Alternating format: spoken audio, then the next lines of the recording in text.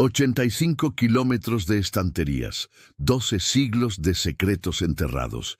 Y tú nunca podrás verlo. ¿Por qué? Porque el lugar más peligroso del mundo no es un búnker nuclear, no es el Pentágono, no es Fort Knox, es una biblioteca que guarda cada pensamiento que intentaron borrar de la historia, cada libro prohibido, cada herejía, cada secreto de reyes y papas. Y hoy vamos a entrar en el corazón mismo de Roma, rodeado de murallas inexpugnables, bajo los pies de millones de turistas que cada año recorren la plaza de San Pedro. Existe un lugar más secreto que el Área 51 y más vigilado que Fort Knox. No está en la Basílica de San Pedro que se lanza al cielo. Está muy por debajo de ella, muy por debajo de los suelos de mármol, bajo las tumbas de los papas, en búnkeres de acero y hormigón de varios niveles, con clima controlado y puertas blindadas. Su nombre oficial: Archivo Apostólico Vaticano.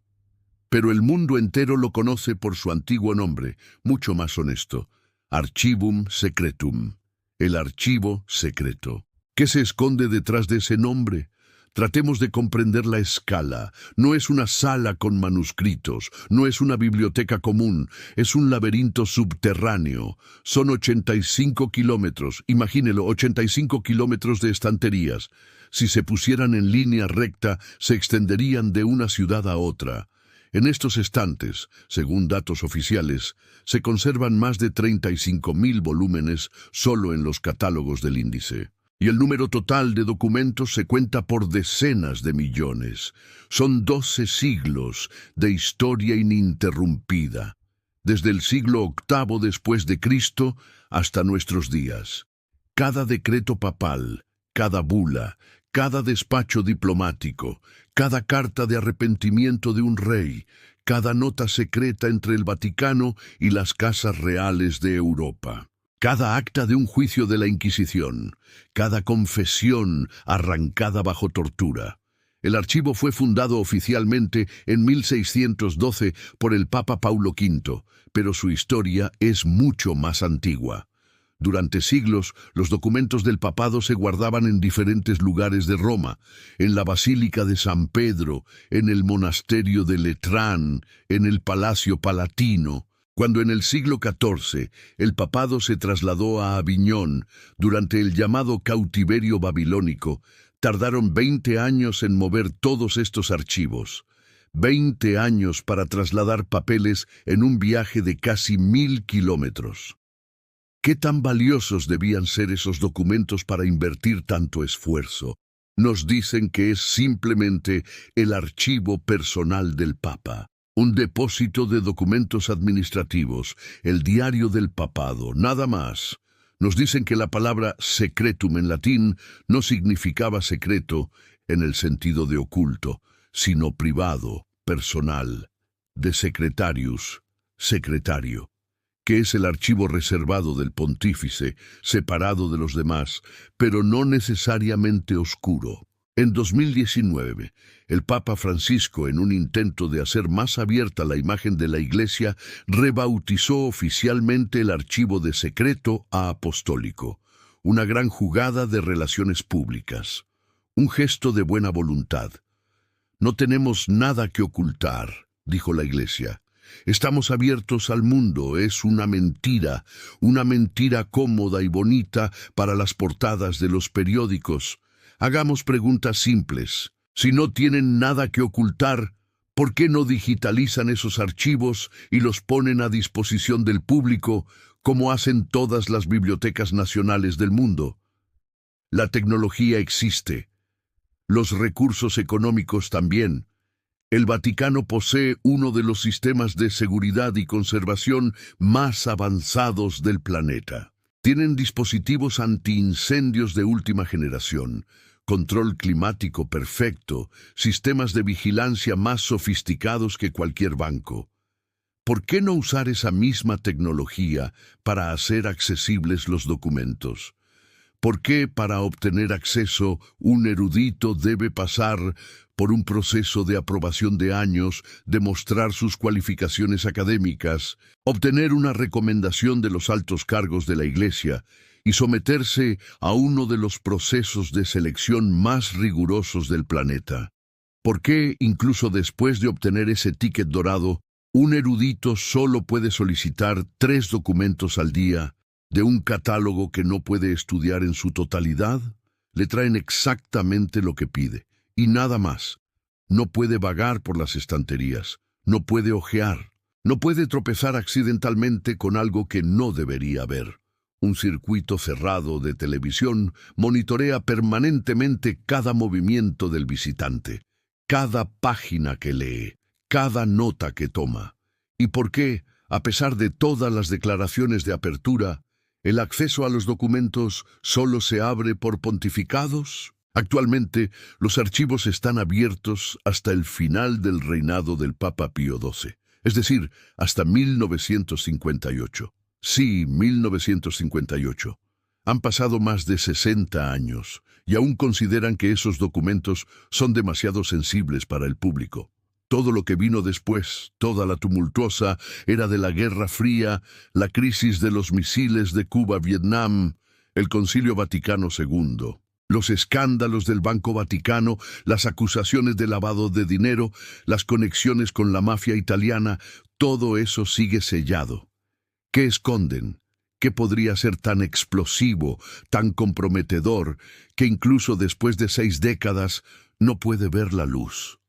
Y la pregunta principal, ¿qué hay en esas secciones del archivo que no figuran en ningún catálogo? ¿Qué yace en el llamado índice, la lista de documentos tan peligrosos, tan heréticos, que nunca tendrán acceso? Porque incluso entre los investigadores que logran entrar, existe el conocimiento de que hay niveles a los que nadie, absolutamente nadie, fuera del círculo más íntimo del Papa puede llegar, porque esto no es un archivo, es una prisión para las ideas, un almacén de pruebas, una tumba de 85 kilómetros para la verdad que podría cambiar el mundo. Durante siglos, el Vaticano ha actuado no como un líder espiritual, sino como un coleccionista despiadado de información. Los ejércitos de la Inquisición, las legiones de jesuitas, los nuncios papales en cada corte de Europa, no solo quemaban herejes y libros prohibidos en las plazas públicas. Oh no, eso era para la multitud. Eso era teatro, el espectáculo del poder divino castigando el pensamiento incorrecto. Pero los textos más importantes, los más peligrosos, los más heréticos, esos no los quemaban. Los confiscaban, los traían a Roma, los traducían, los estudiaban en secreto y los encerraban en el sótano más profundo, en esos búnkeres subterráneos donde nunca más volverían a ver la luz del día. Porque la Iglesia Católica entendió algo fundamental que los imperios antiguos no comprendieron. El conocimiento es poder, pero no el conocimiento que compartes, sino el conocimiento que controlas.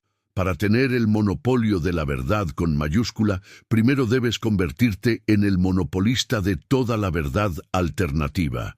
Debes poseer no solo la narrativa oficial, sino también todas las narrativas que la contradicen. Piénsalo. Durante siglos, la Iglesia tuvo acceso privilegiado a un arma que ningún rey, ningún emperador poseía: el secreto de confesión. Reyes, nobles, generales, asesinos, todos confesaban sus pecados más oscuros, sus crímenes más terribles, sus secretos de Estado más comprometedores a los sacerdotes. Y esa información viajaba a Roma, se archivaba, se indexaba, se guardaba para el momento preciso en que pudiera ser útil. En esos búnkeres yace cada pensamiento prohibido de los últimos 1000 años. Cada teoría científica adelantada a su tiempo que contradecía el dogma oficial. Cada tratado político concluido en secreto entre el Vaticano y los poderes terrenales. Cada acuerdo que nunca debió hacerse público. cada prueba comprometedora sobre un rey que se atrevió a desafiar al Papa, cada carta de chantaje, cada acta de interrogatorio de la Inquisición, con las confesiones arrancadas bajo tortura, donde hombres y mujeres admitían herejías que nunca cometieron. Están las cartas del proceso contra Galileo Galilei, donde se documenta cómo la Iglesia intentó detener el avance de la ciencia.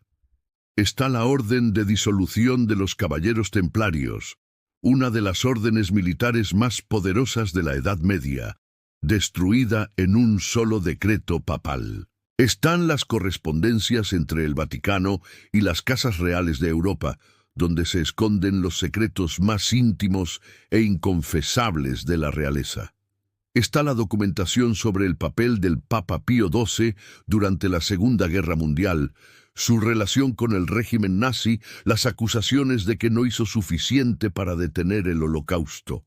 Documentos que recién ahora, después de décadas de presión internacional, están comenzando a abrirse lentamente, página por página, bajo el escrutinio más estricto, y cada manuscrito, cada pergamino, cada carta sellada que podría haber ofrecido al mundo otro Cristo, otra interpretación del cristianismo, otra iglesia, y por lo tanto, otra historia de la civilización occidental. Lo que se almacena en esos 85 kilómetros de búnkeres subterráneos no solo tiene el poder de sacudir la autoridad de la Iglesia Católica, tiene el poder de reescribir toda la historia que nos enseñaron en las escuelas, toda la narrativa sobre cómo se formó Europa, sobre cómo el cristianismo conquistó el mundo antiguo, sobre qué versión del cristianismo sobrevivió y cuáles fueron aplastadas. Y hoy descenderemos a ese laberinto,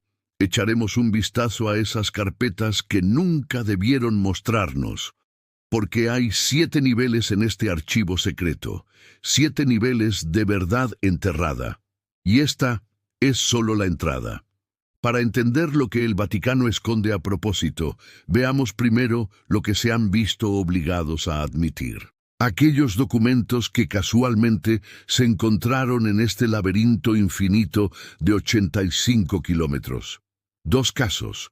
2 nombres que se convirtieron en símbolos del conflicto eterno entre el dogma y la verdad, entre el poder y el conocimiento. Galileo Galilei y los caballeros templarios. Comencemos con Galileo. En los archivos secretos se guarda el expediente completo, exhaustivo y aterrador del proceso contra Galileo Galilei.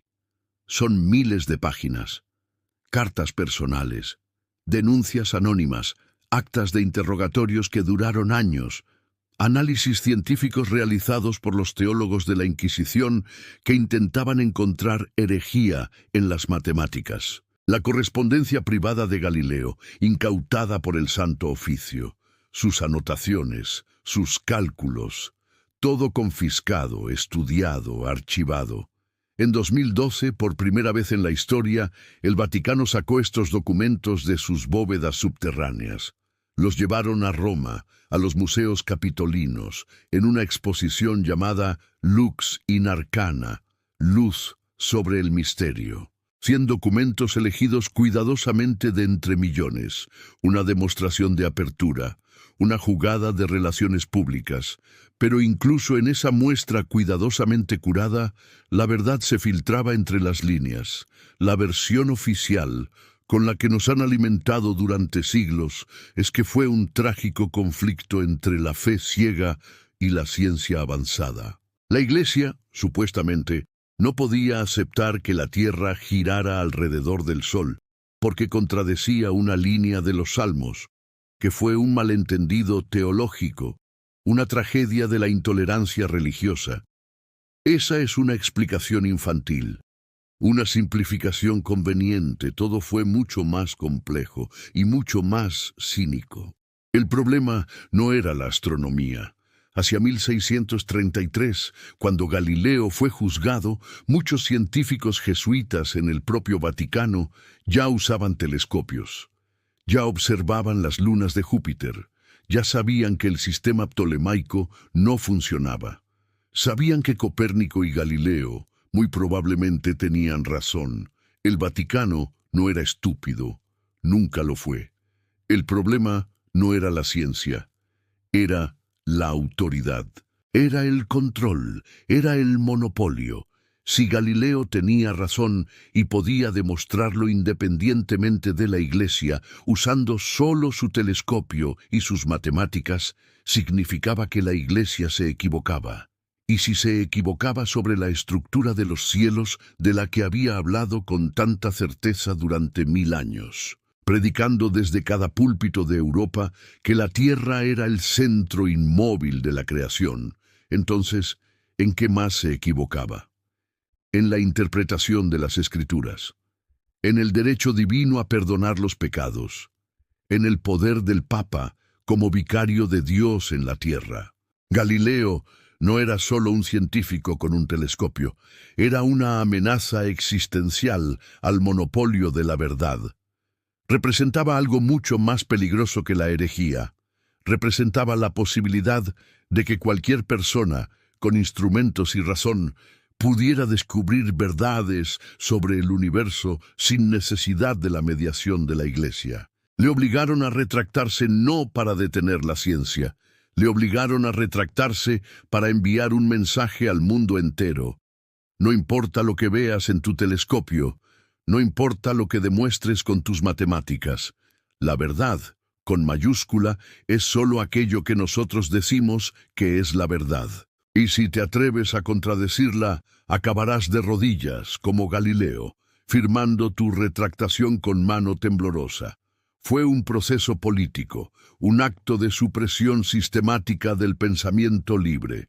Y las 4000 páginas de ese caso que yacen en el archivo no son las actas de un juicio, son las actas de la ejecución pública del conocimiento independiente. Son el manual de instrucciones de cómo destruir no al hereje, sino a la idea misma de que la verdad puede existir fuera del control institucional. Y la Iglesia Católica tardó 359 años en admitir oficialmente que se equivocó. Fue Juan Pablo II, en 1992, quien finalmente reconoció el error. 359 años para una disculpa. Piense en eso. Pero si el caso de Galileo fue un acto de supresión de la ciencia, lo que hicieron con los templarios fue algo completamente diferente. Fue traición absoluta. Fue el asesinato premeditado de quienes confiaron en el Vaticano. Y aquí conectamos con lo que ya sabemos. Recuerden, viernes 13 de octubre de 1307. El rey Felipe el Hermoso de Francia arresta simultáneamente a todos los caballeros templarios en territorio francés. Miles de arrestos coordinados en una sola noche. El Papa Clemente V, que en ese momento está completamente bajo el control del rey francés, firma las bulas papales que disuelven oficialmente la Orden del Temple. Jacques de Molay, gran maestre de los templarios, es quemado vivo en la hoguera en París en 1314. El Vaticano apoya públicamente la versión oficial. Los caballeros eran monstruosos herejes que adoraban a Baphomet, que escupían sobre la cruz, que realizaban rituales satánicos. Esa fue la historia oficial. Durante 700 años, en los que el mundo entero creyó que los templarios fueron destruidos justamente por su herejía. Y ahora, redoble de tambores. Septiembre de 2001. La doctora Bárbara Frale, una paleógrafa italiana que trabaja en los archivos secretos del Vaticano, rebusca en cajas polvorientas en uno de los sótanos más profundos del archivo. Y casualmente encuentra un pergamino que había sido mal catalogado. Estaba en la caja equivocada, había sido archivado bajo el número incorrecto. Había estado perdido, enterrado, olvidado durante 700 años, casualmente. ¡Qué conveniente! Qué oportuno que este documento específico estuviera perdido durante 7 siglos enteros. Este documento se conoce hoy como el Pergamino de Chinon, y es una bomba nuclear histórica. Es la pistola humeante en la mano ensangrentada del Vaticano. El documento está fechado el 17 al 20 de agosto de 1308. Es el acta oficial de la investigación papal llevada a cabo en el castillo de Chinon, en Francia, donde estaban prisioneros Jacques de Molay, gran maestre de la orden, y toda la cúpula de los templarios. El Papa Clemente V había enviado a 3 cardenales para interrogar personalmente a los líderes templarios antes de tomar una decisión final sobre su destino. ¿Y qué dice este protocolo? Dice, negro sobre blanco, con la firma y los sellos papales, que el Papa Clemente V, tras escuchar las confesiones de los caballeros bajo juramento, tras estudiar las acusaciones, tras analizar la evidencia, llegó a la conclusión de que no eran herejes.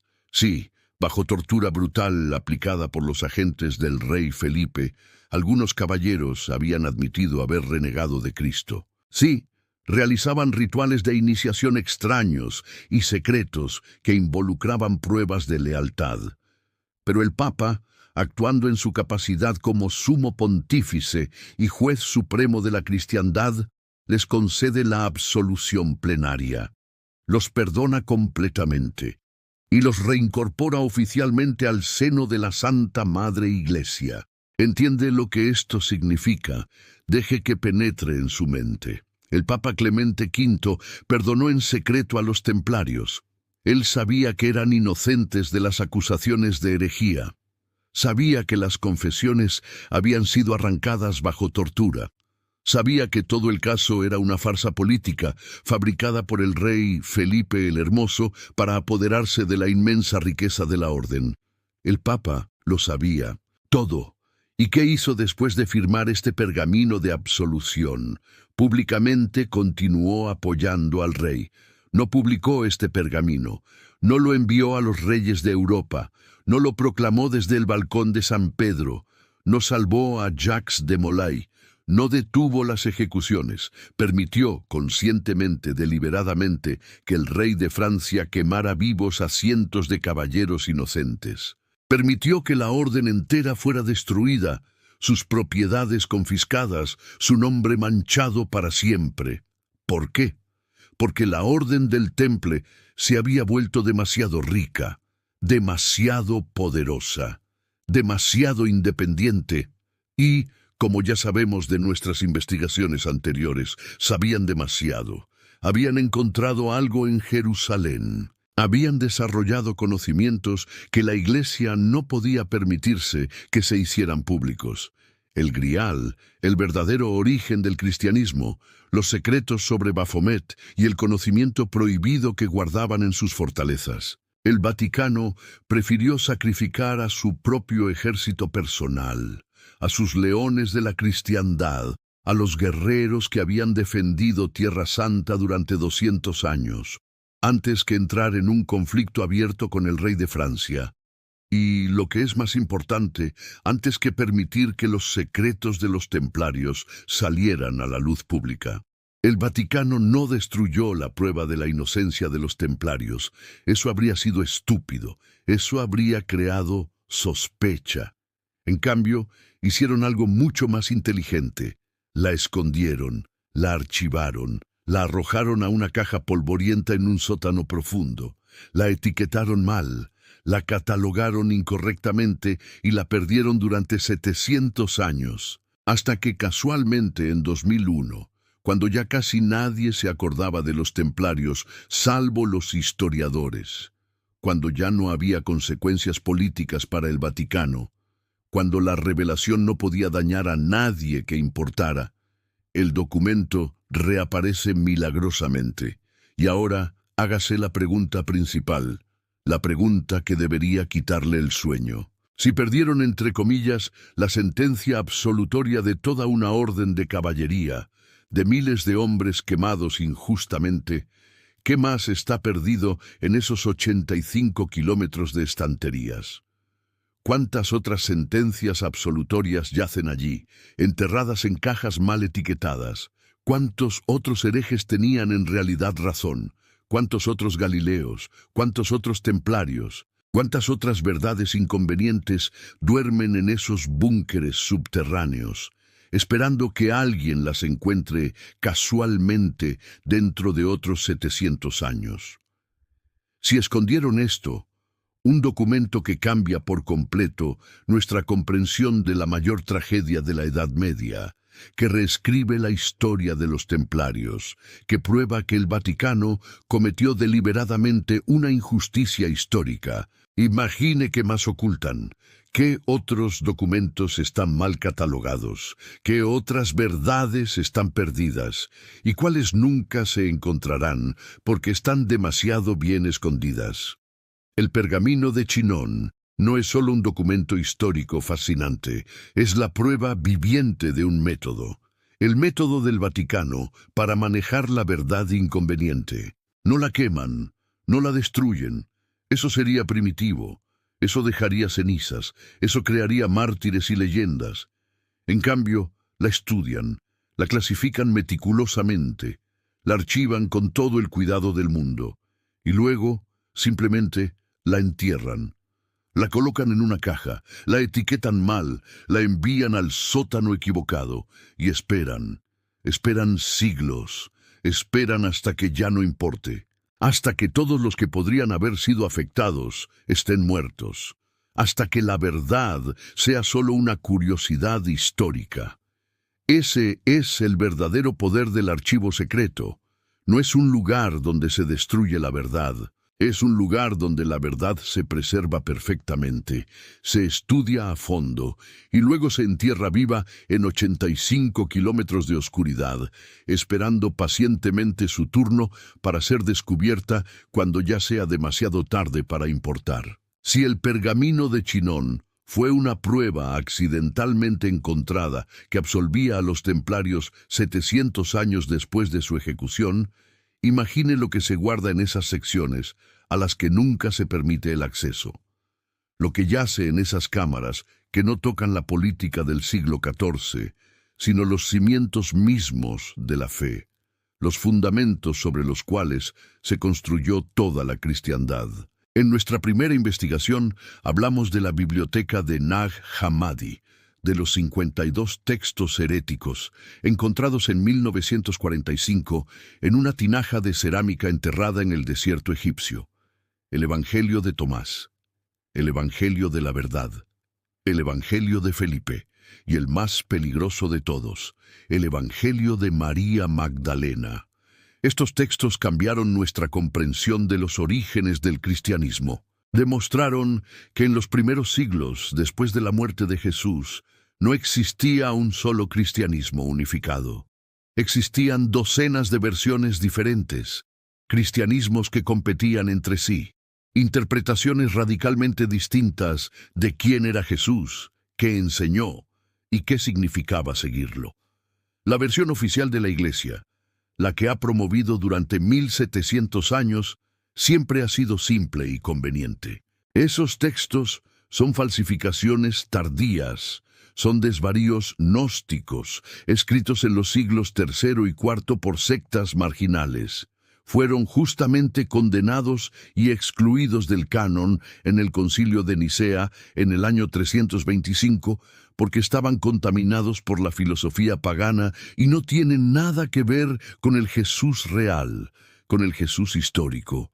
Es una mentira conveniente para controlar no solo la fe, sino la historia misma.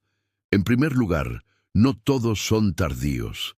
El análisis de radiocarbono del papiro, el estudio textológico del lenguaje, la comparación con otros manuscritos antiguos, todo demuestra que muchos de ellos, especialmente el Evangelio de Tomás, contienen material que es tan antiguo o incluso más antiguo que nuestros evangelios canónicos. Algunos pasajes del Evangelio de Tomás se remontan al primer siglo, a los años 50 o 60 después de Cristo, a la época de los testigos vivos, a la generación que realmente conoció a Jesús. El Evangelio de Tomás, descubierto completo en Nag Hammadi, contiene 114 dichos de Jesús, y cuando los investigadores lo estudiaron, descubrieron algo asombroso. Casi la mitad de esos dichos se parecen a los que aparecen en los evangelios canónicos de Mateo, Marcos y Lucas. Pero la otra mitad son completamente diferentes. Son enseñanzas que nunca aparecen en el Nuevo Testamento oficial. Entonces, ¿por qué fueron prohibidos con tanta vehemencia? ¿Por qué la iglesia primitiva no solo los excluyó del canon, sino que ordenó su destrucción total? ¿Por qué el obispo Atanasio de Alejandría, en el año 367, emitió una carta pastoral declarando un canon estricto de las escrituras cristianas y ordenando que todos los demás textos fueran destruidos inmediatamente? No porque fueran falsificaciones, sino porque eran competidores, porque ofrecían una versión alternativa del cristianismo que amenazaba la estructura de poder que la Iglesia estaba construyendo. Los 4 evangelios canónicos, Mateo, Marcos, Lucas y Juan, no fueron elegidos al azar, no fueron seleccionados porque fueran los más antiguos o los más precisos históricamente. Fueron elegidos porque promovían una versión concreta del cristianismo. Una versión basada en la jerarquía, una versión donde existía una estructura clara de autoridad, una versión donde Jesús le dice a Pedro: «Tú eres Pedro, la roca, y sobre esta roca edificaré mi iglesia, y te daré las llaves del reino de los cielos». Pedro, la roca, el primer papa. Todo el poder de la Iglesia Católica, toda su legitimidad, toda su autoridad divina autoproclamada, se construye sobre esta única frase, sobre el hecho de que el poder espiritual fue transferido directamente de Jesús a Pedro y de Pedro a sus sucesores en una cadena ininterrumpida, los papas de Roma. Esta doctrina se llama la sucesión apostólica. Es la piedra angular de toda la teología católica. Sin ella, el Papa no es más que un obispo italiano. Sin ella, toda la estructura jerárquica de cardenales, arzobispos y sacerdotes se desmorona. Sin ella, no hay justificación para el poder temporal del Vaticano. Y ahora abramos esos textos heréticos que el Vaticano ordenó quemar. ¿Qué vemos en ellos? Vemos un cristianismo completamente diferente. Radicalmente diferente, un cristianismo donde la salvación no viene a través de la obediencia a un obispo o a un sacerdote, no viene a través de los sacramentos administrados por la Iglesia, no viene a través de la confesión, la comunión o el bautismo institucional. La salvación viene a través de la gnosis, el conocimiento personal e interno. El despertar de la chispa divina que existe dentro de cada ser humano. El Evangelio de Tomás dice en su dicho número 3, «Si aquellos que os guían os dijeren, ved, el reino está en el cielo, entonces las aves del cielo os tomarán la delantera. Y si os dicen, está en la mar, entonces los peces os tomarán la delantera, mas el reino está dentro de vosotros y fuera de vosotros. Cuando lleguéis a conoceros a vosotros mismos, entonces seréis conocidos y caeréis en la cuenta de que sois hijos del Padre viviente». Entiende lo que esto significa. Si el reino de Dios está dentro de ti, si la salvación viene del conocimiento interior, si cada persona puede alcanzar lo divino directamente sin intermediarios, entonces toda la estructura de la Iglesia se vuelve innecesaria. Todo su clero, todos sus rituales, todos sus sacramentos, todo su poder temporal y espiritual, innecesario. Esta era la amenaza existencial que representaba el gnosticismo.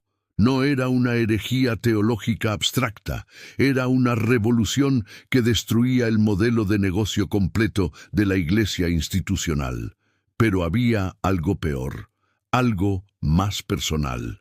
Algo que golpeaba directamente el corazón de la autoridad de Pedro y la legitimidad de la sucesión papal.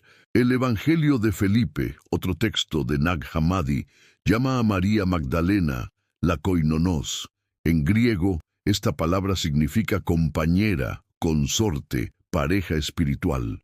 El texto dice que Jesús solía besarla a menudo en la boca y que la amaba más que a todos los discípulos. Los discípulos varones sentían celos de ella. El Evangelio de María Magdalena, fragmentario pero explosivo, describe una escena devastadora. Después de la resurrección, María comparte con los discípulos una visión privada que Jesús le reveló. Pedro, furioso, humillado, le grita: ¿acaso el Salvador habló realmente con una mujer en secreto y no abiertamente con nosotros? Debemos todos escucharla a ella.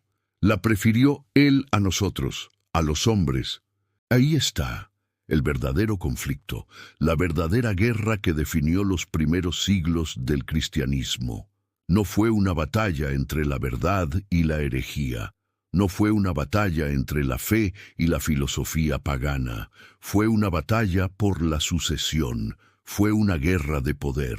Una lucha entre Pedro, que estaba construyendo una iglesia jerárquica, masculina, autoritaria, basada en el control institucional, y María Magdalena, que representaba un cristianismo esotérico, interno, gnóstico, místico, donde la mujer no solo era igual al hombre, sino que era reconocida como la apóstol principal, la discípula amada, la que verdaderamente comprendió las enseñanzas secretas de Jesús. Sabemos quién ganó esa guerra: la iglesia de Pedro, la iglesia patriarcal, la iglesia institucional.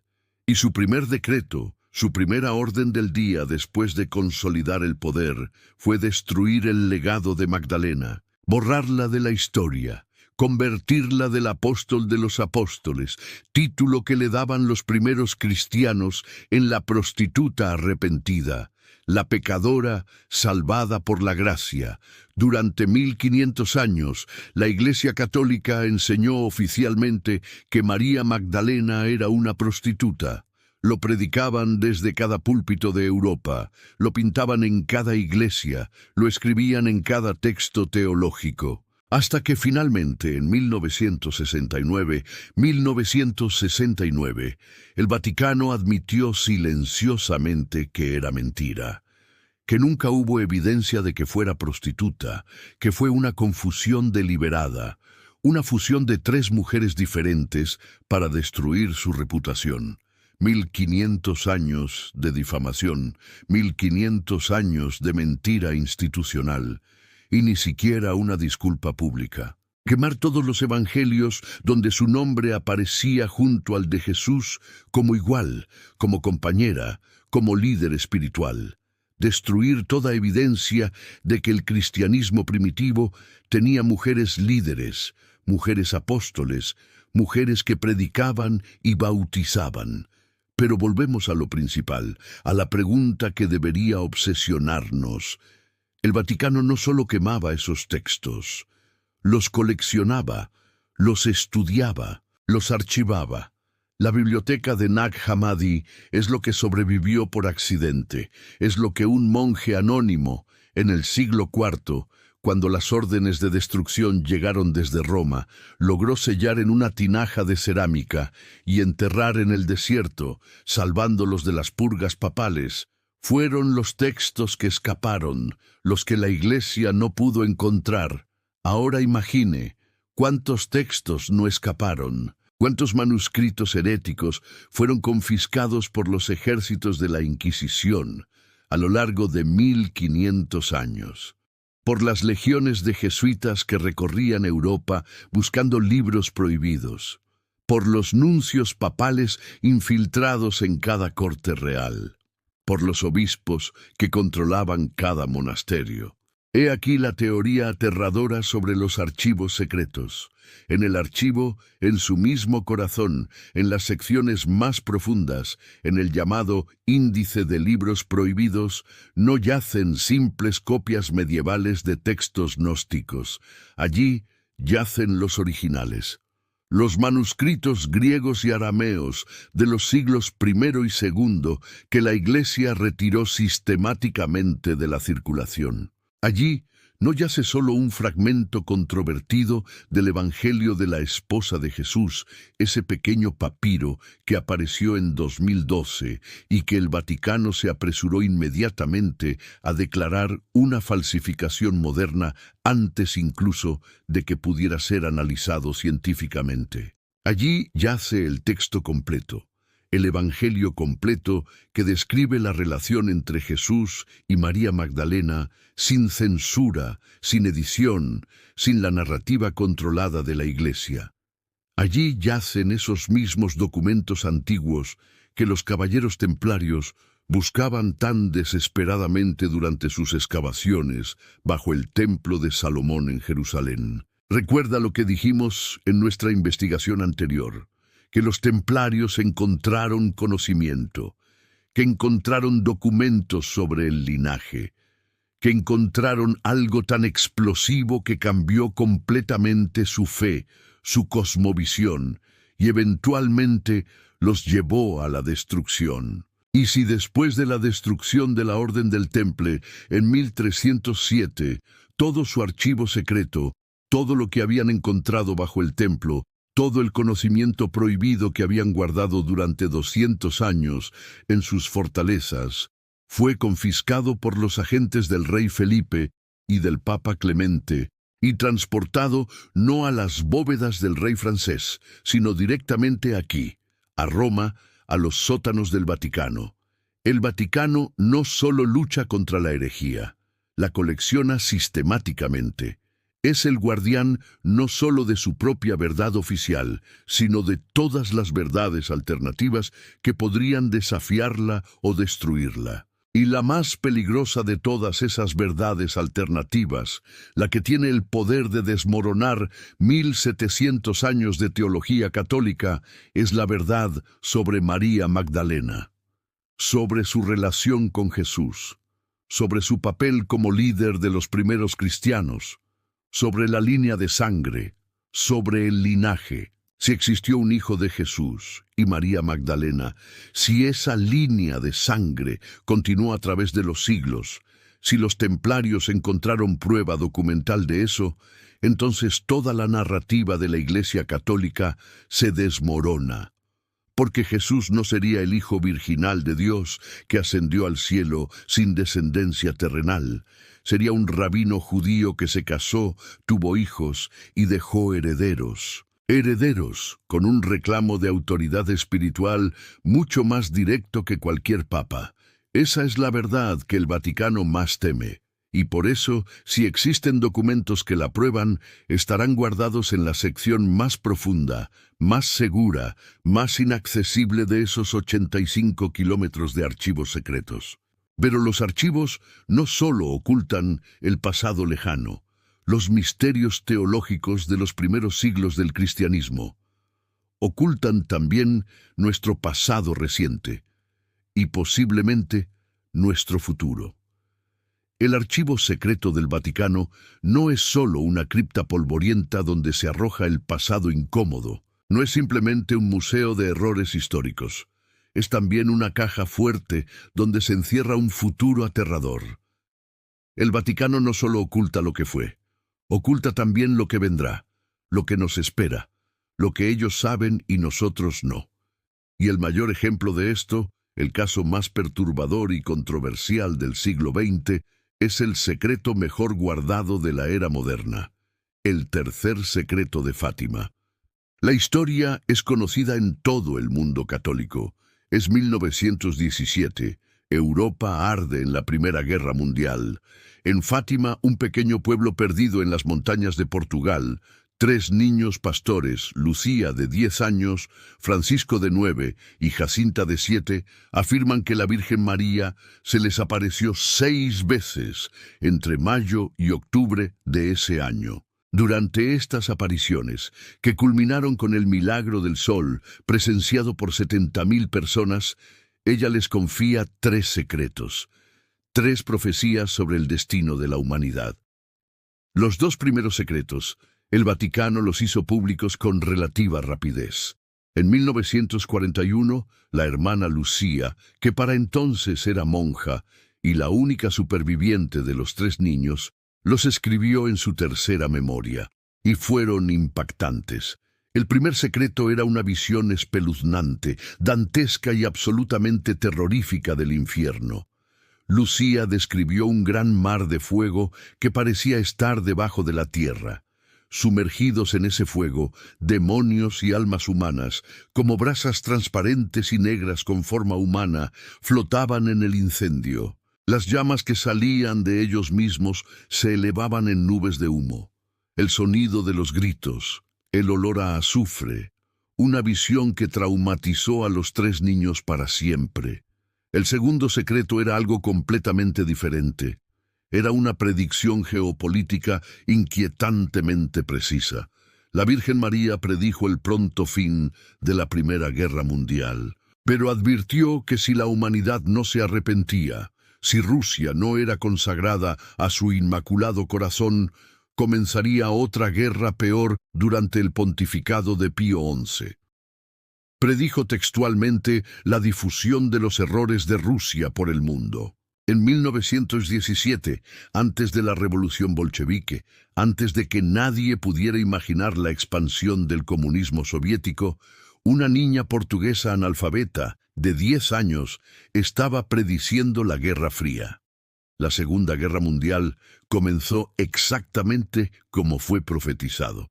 El comunismo se expandió por medio mundo. Los católicos se estremecieron. Si los 2 primeros secretos se habían cumplido con precisión aterradora, ¿qué contenía el tercero? Pero ¿dónde estaba ese tercer secreto? ¿Por qué no se publicaba? Lucía, la única superviviente de los 3 videntes, escribió el tercer secreto en 1944, 26 años después de las apariciones. Lo escribió por orden del obispo de Leiria. Lo selló en un sobre. Lo entregó al Vaticano con una condición estricta, explícita e inquietante. No podía abrirse ni publicarse antes de 1960. ¿Por qué 1960? ¿Por qué esa fecha específica? Porque, como dijo la propia hermana Lucía en varias ocasiones, entonces se volverá más claro. Para 1960 el significado será evidente. Llegó 1960. El mundo estaba al borde de la guerra nuclear.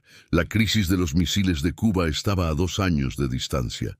El comunismo dominaba la mitad del planeta. La humanidad entera contenía la respiración. ¿Qué había en el sobre? ¿Qué profecía era tan terrible que solo podía comprenderse en 1960? El Papa Juan XXIII lo abrió. Lo leyó en privado, solo en su oficina, y según testimonios de cardenales que estuvieron presentes cuando salió de esa lectura, palideció. Su rostro perdió todo el color, temblaba visiblemente y tomó una decisión que cambiaría la historia. Se negó a publicarlo, volvió a sellar el sobre y lo guardó en la bóveda más profunda y oscura del archivo secreto del Vaticano. Emitió un comunicado lacónico, frío y burocrático. El contenido del tercer secreto no será revelado, no es apropiado para este momento histórico. La paranoia se apoderó del mundo católico. ¿Qué hay ahí? ¿Qué puede ser tan terrible, tan apocalíptico, tan devastador que un papa, el vicario de Cristo en la tierra, teme mostrarlo a la humanidad? Su sucesor, el Papa Pablo VI, hizo exactamente lo mismo.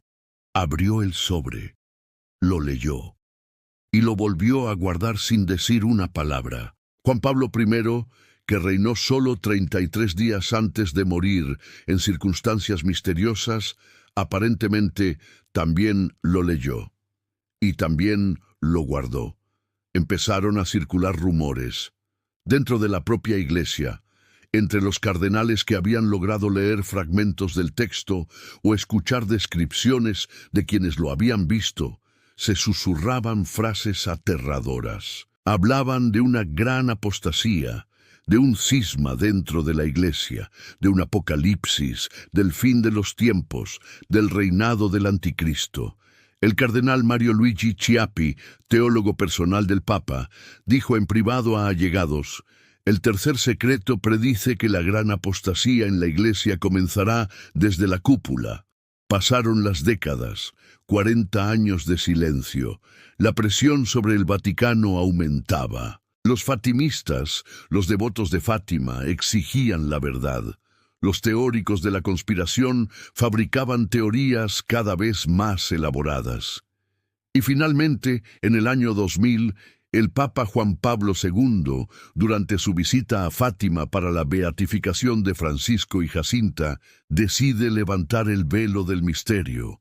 El Vaticano organiza una rueda de prensa monumental en junio de ese año. El cardenal Joseph Ratzinger, futuro Papa Benedicto XVI y en ese momento prefecto de la Congregación para la Doctrina de la Fe, lee oficialmente el tercer secreto ante el mundo.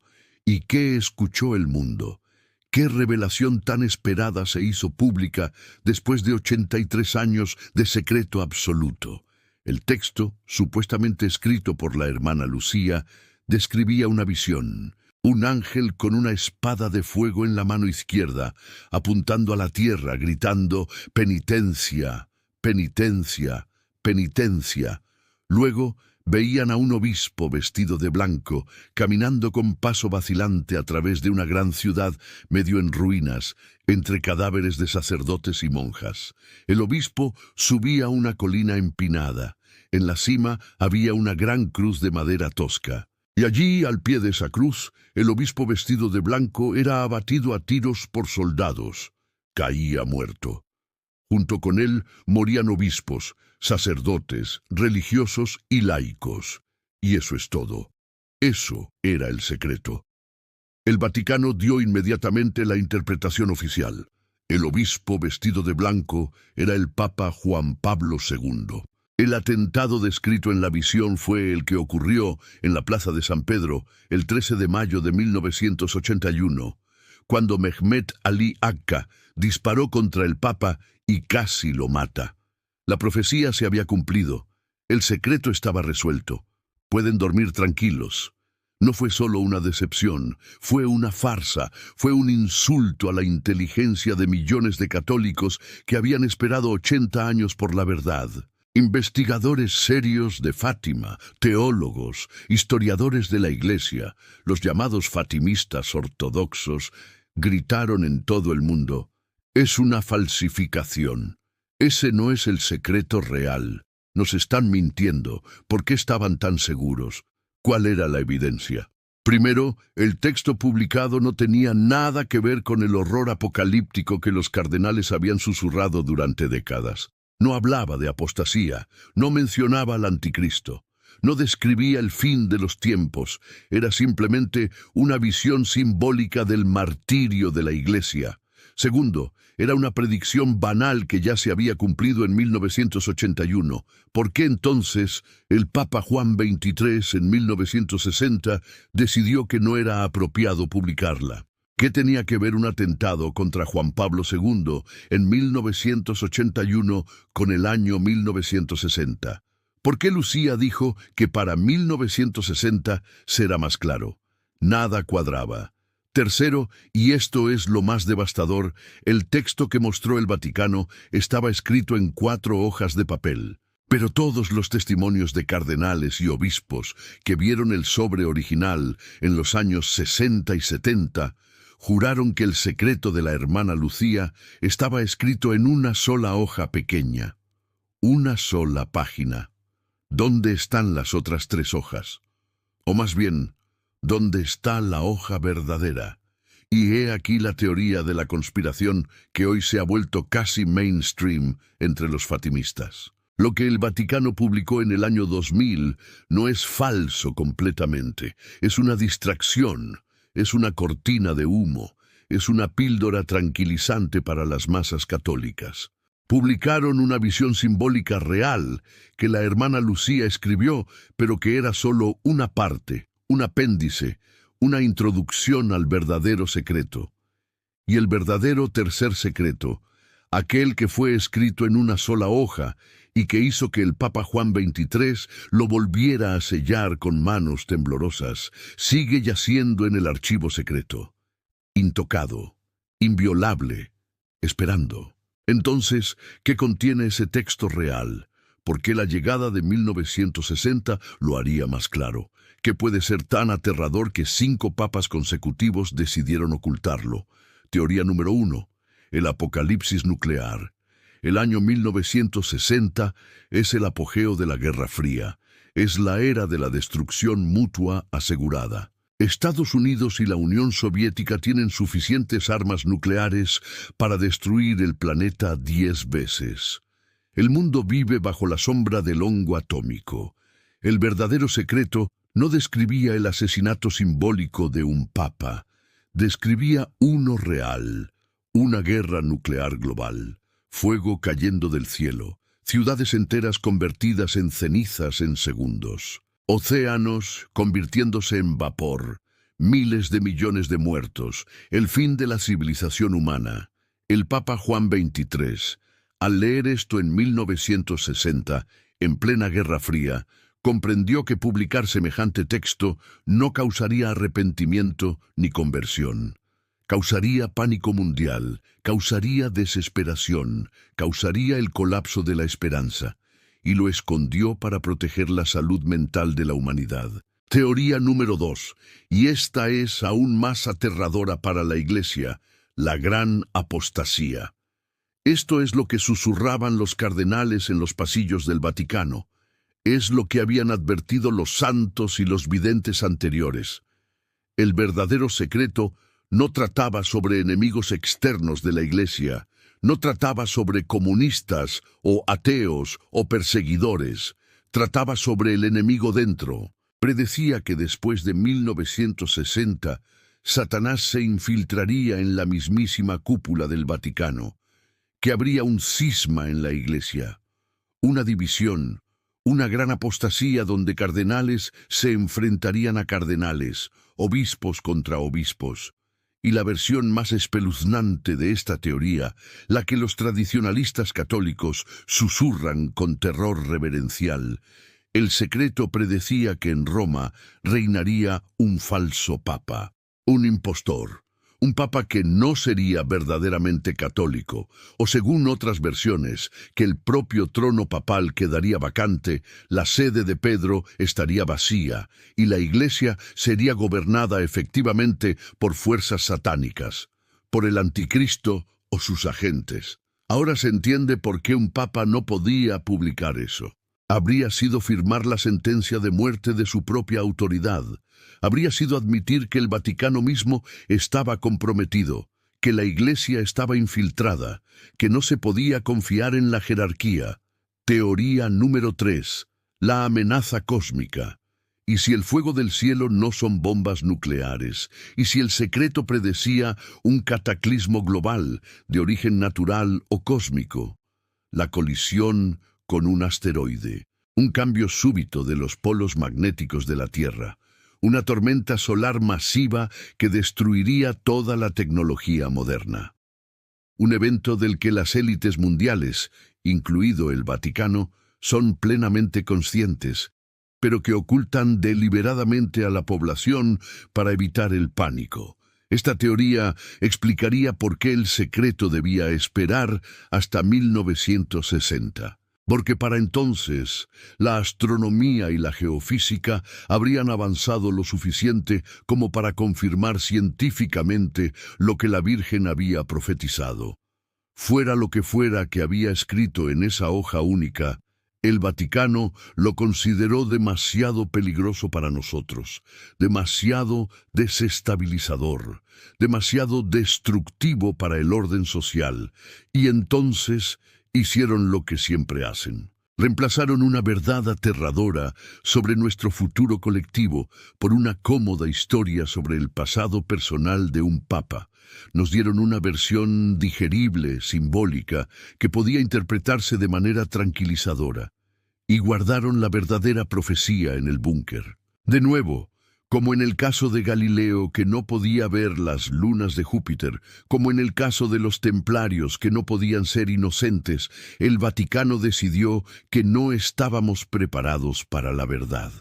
Se tomaron el derecho de decidir qué futuro merecíamos conocer, qué destino teníamos derecho a enfrentar conscientemente. Y esa hoja verdadera, la única, la que hizo palidecer a Juan XXIII, yace allí en algún lugar, en el búnker más profundo del archivo, en la caja fuerte más segura, sellada, clasificada, esperando su hora.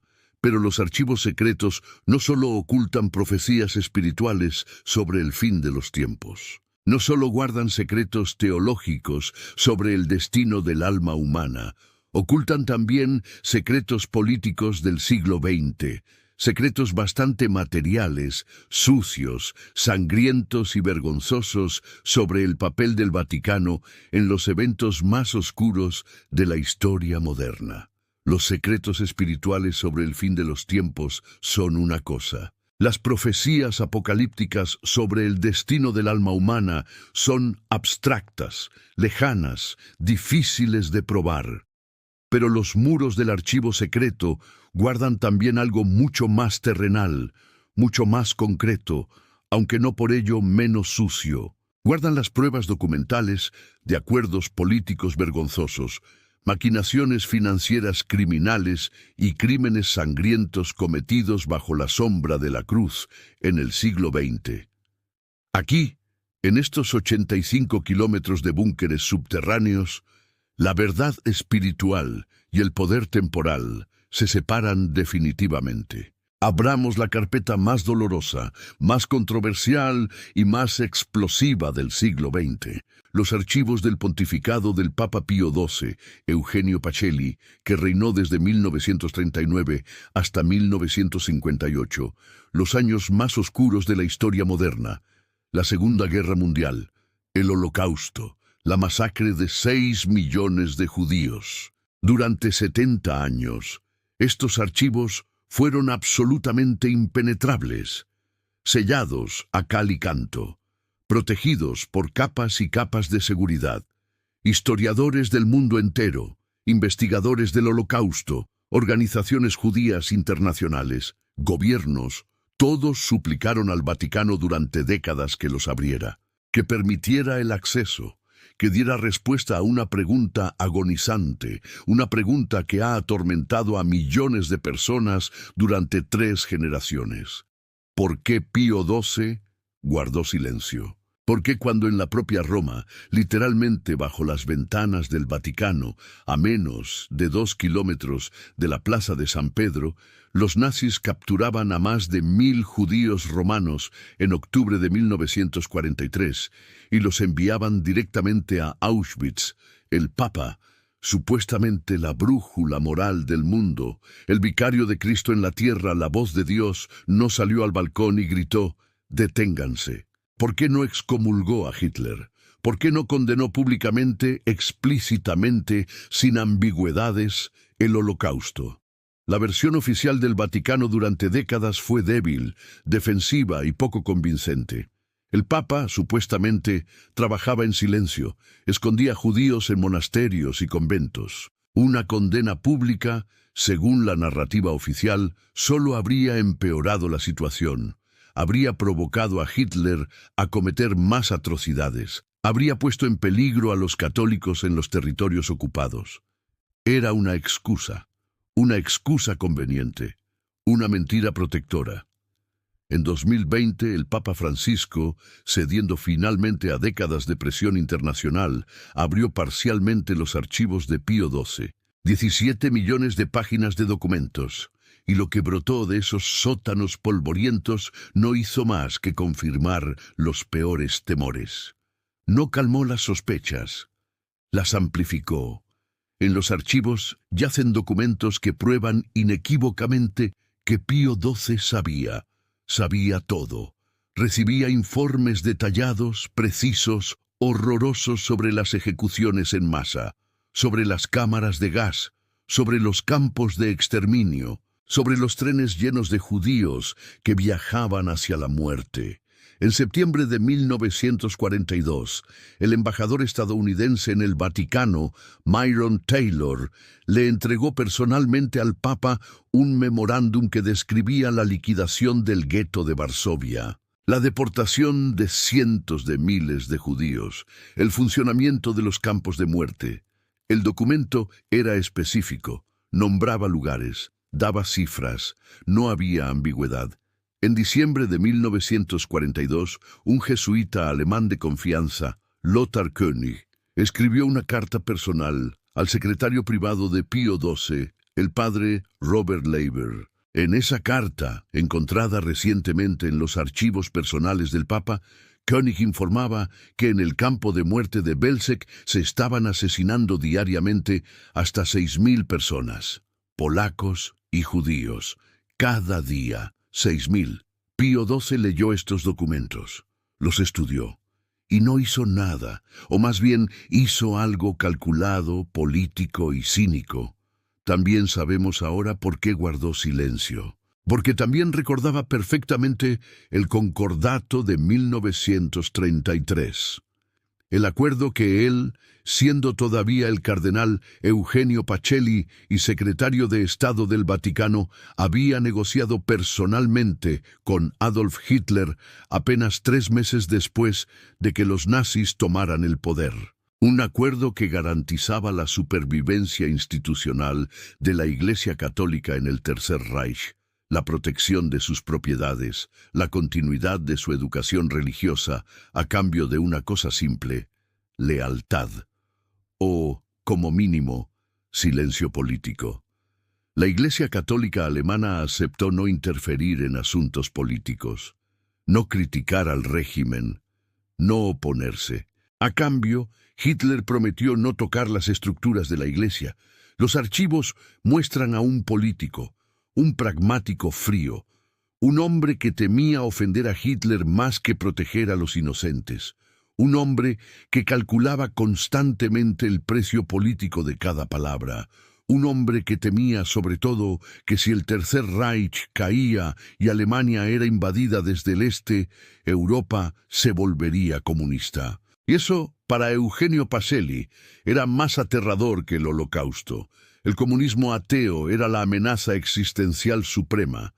Comparado con eso, el asesinato de 6 millones de judíos era un precio aceptable.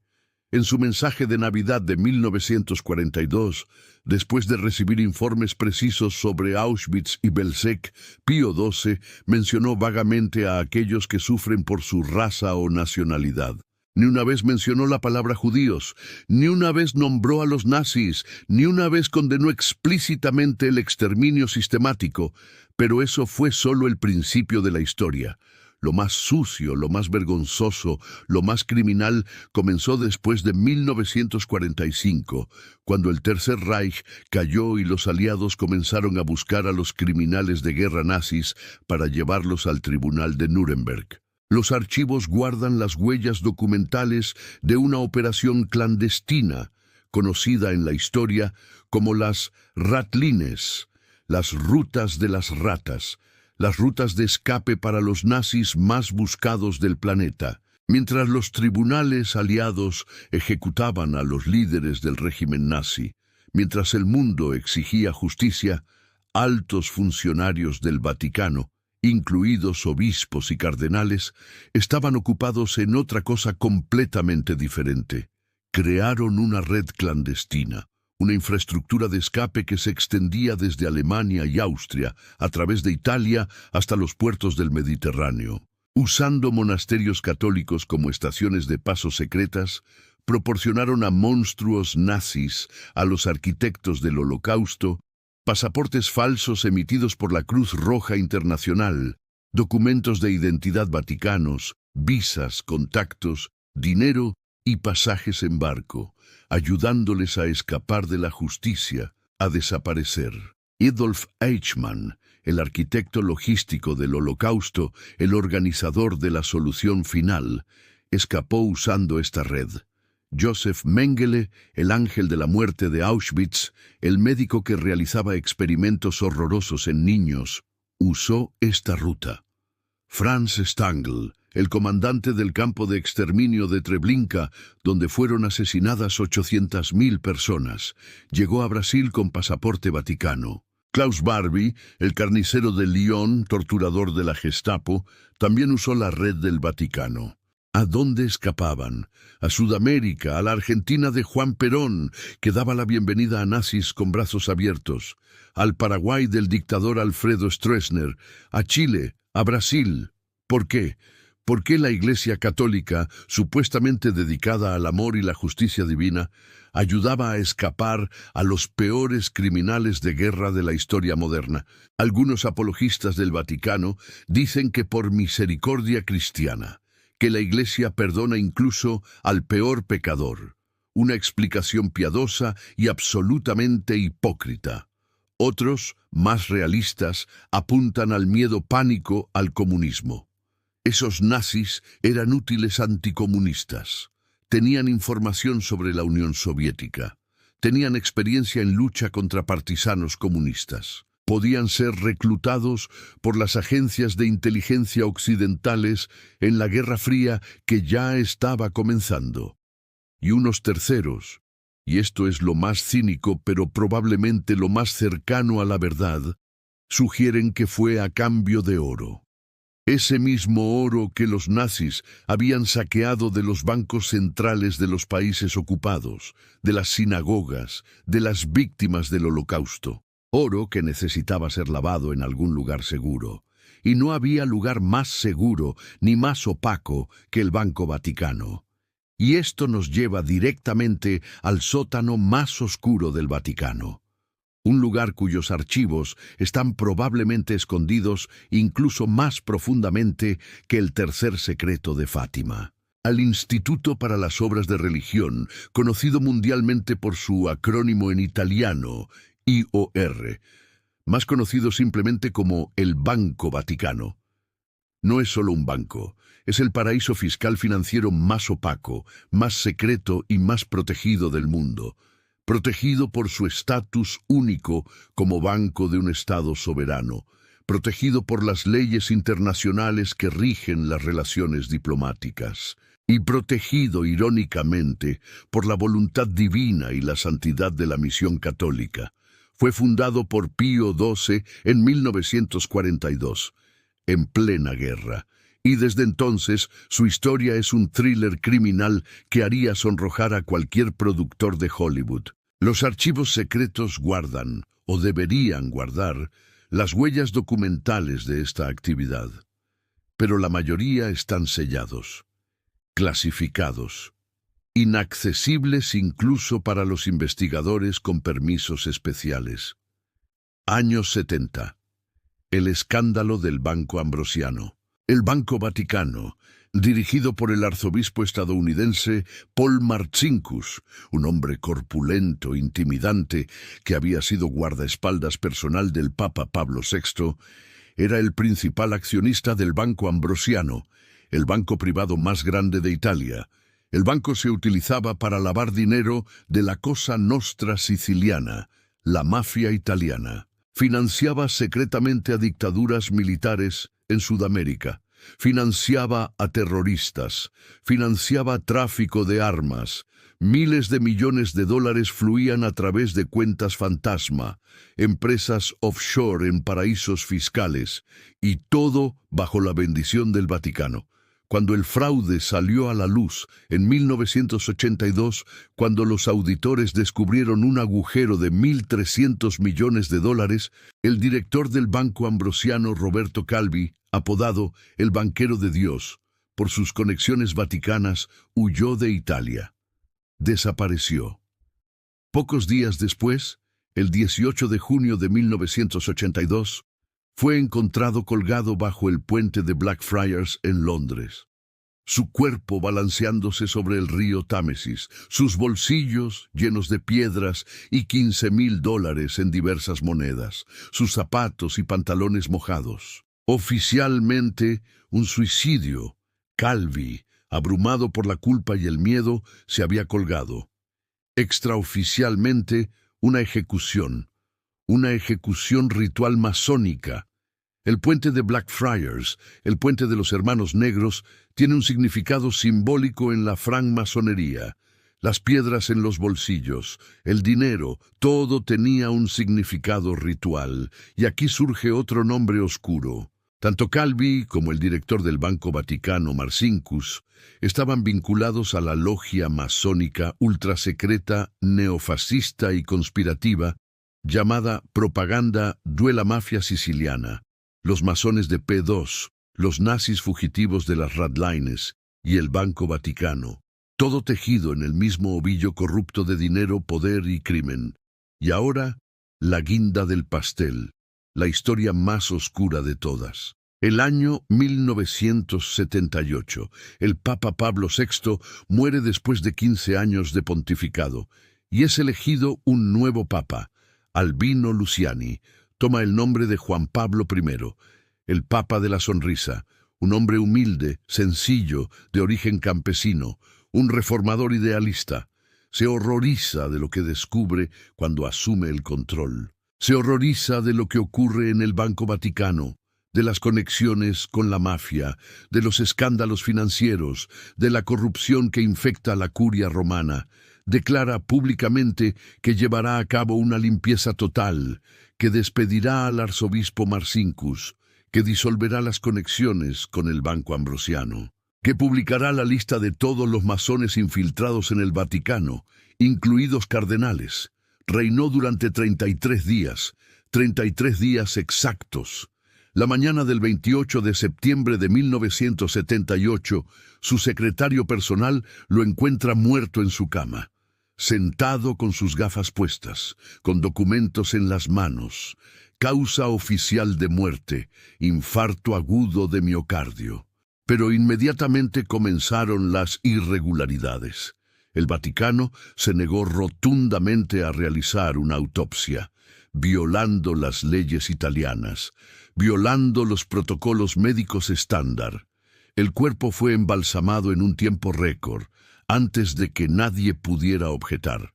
Su diario personal, donde supuestamente escribía cada noche, desapareció. Sus medicinas, que habría tomado la noche anterior, desaparecieron. Los documentos que tenía en las manos cuando murió, desaparecieron. El mundo entero empezó a hablar de asesinato, de envenenamiento, de conspiración. Los archivos guardan silencio absoluto. Todos los documentos relacionados con la muerte de Juan Pablo I están sellados, clasificados, inaccesibles. Todos los informes financieros del Banco Vaticano de ese periodo crítico están bajo llave.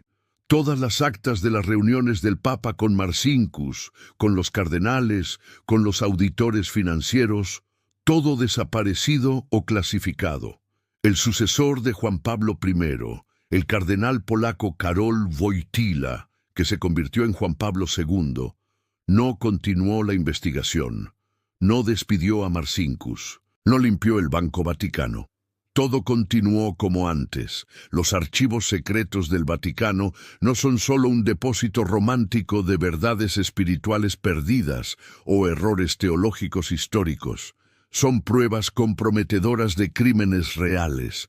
Son una caja fuerte donde yacen las huellas documentales de los pactos con Hitler, de las fugas organizadas de criminales nazis, de los miles de millones lavados de la mafia siciliana y posiblemente, solo posiblemente, del asesinato de un papa de Roma. Pero si esconden esto, algo que se puede demostrar con cuentas bancarias y documentos notariales, ¿qué se puede decir de aquello en lo que solo se puede creer?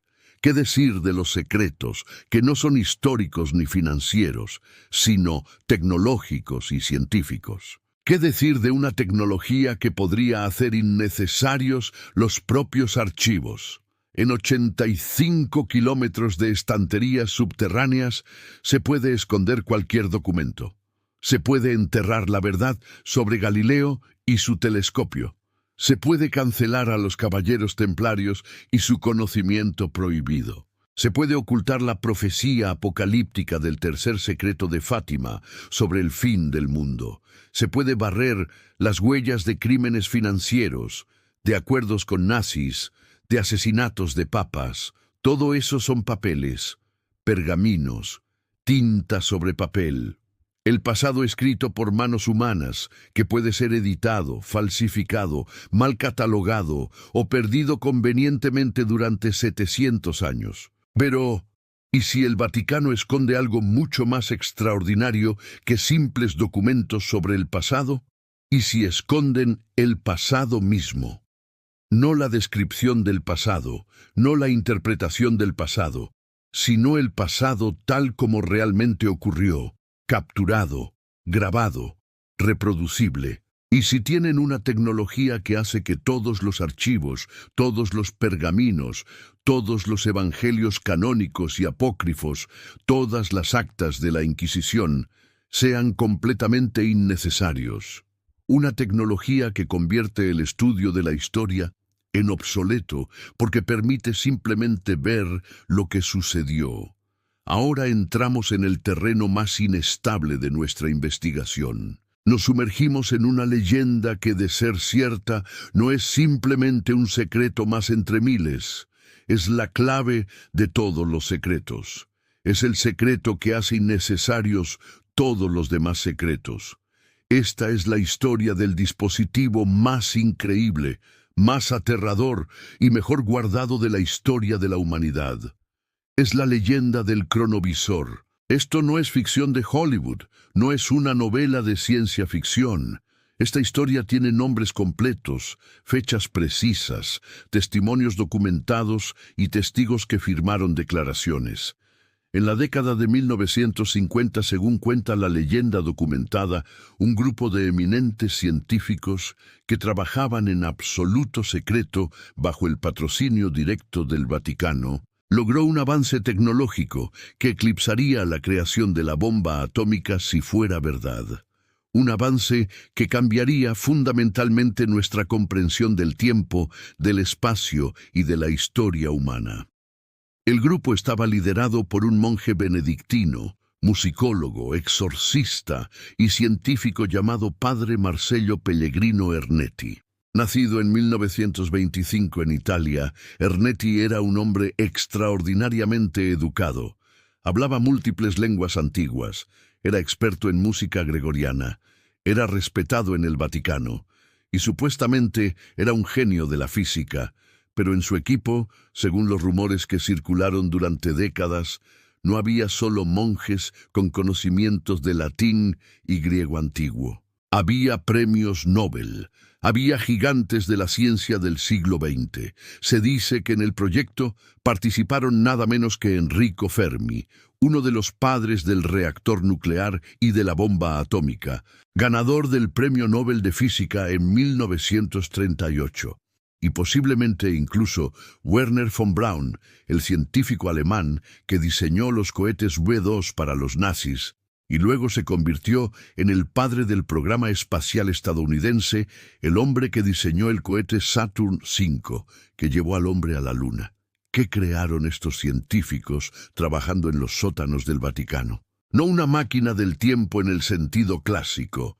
No podían viajar físicamente al pasado. No podían cambiar eventos históricos, no podían tocar nada. Crearon algo que, en cierto sentido, era mucho más poderoso. Crearon algo que permitía ver el pasado, observarlo, grabarlo, reproducirlo como si estuvieras viendo una película. El dispositivo, bautizado con el nombre de cronovisor, literalmente visor del tiempo, era, en esencia, un receptor extraordinariamente complejo.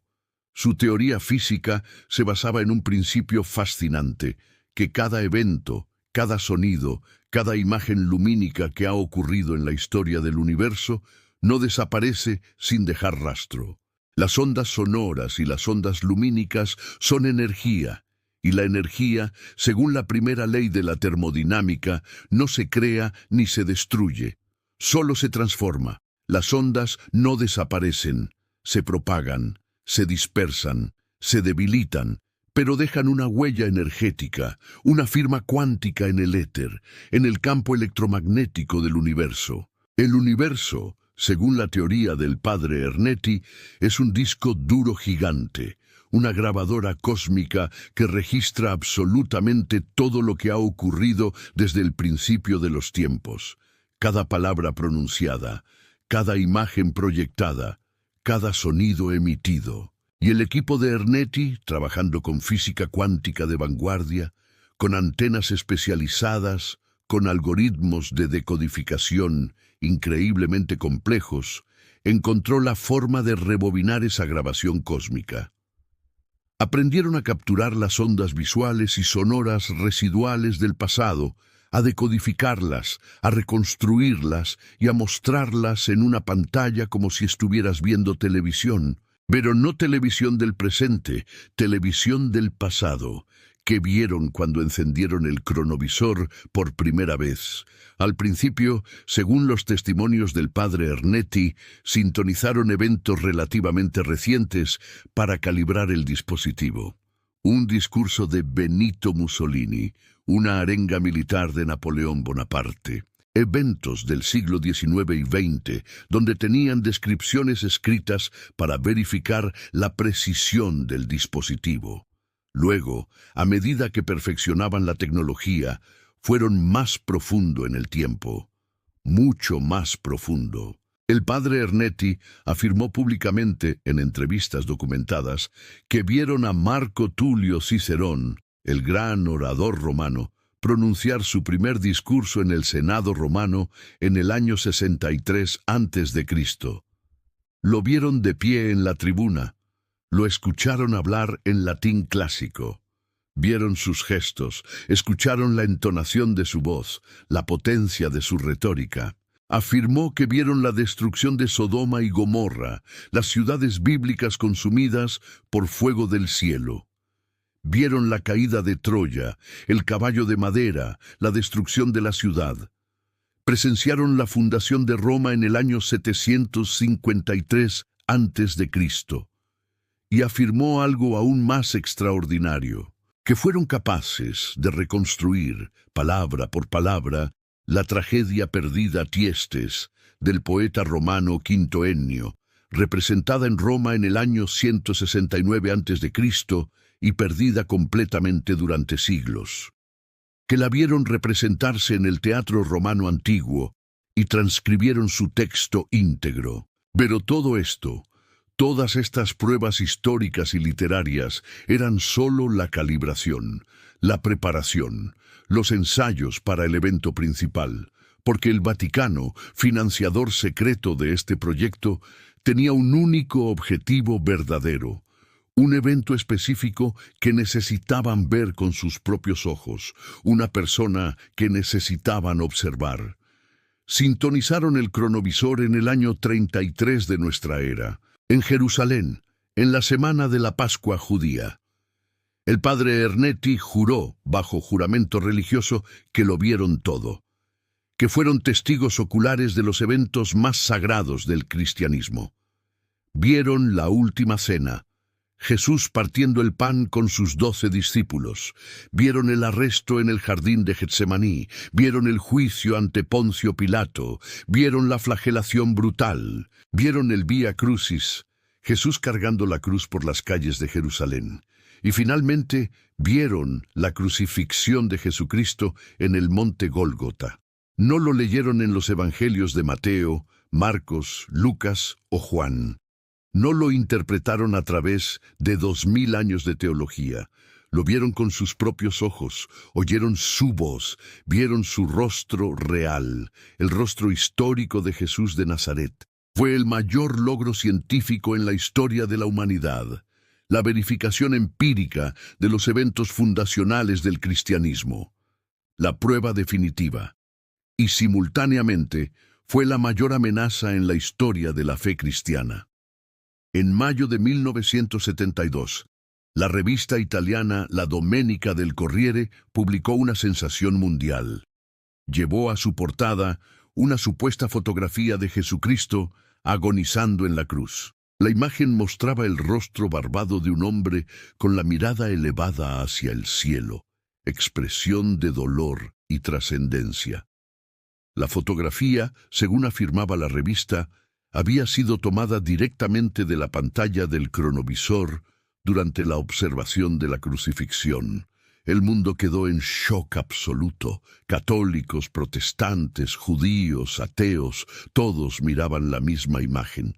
Era la prueba física que la humanidad había esperado durante 2000 años, la evidencia fotográfica de que Jesús había existido, de que los evangelios eran precisos, pero casi de inmediato, en cuestión de semanas, la prueba fue desacreditada brutalmente.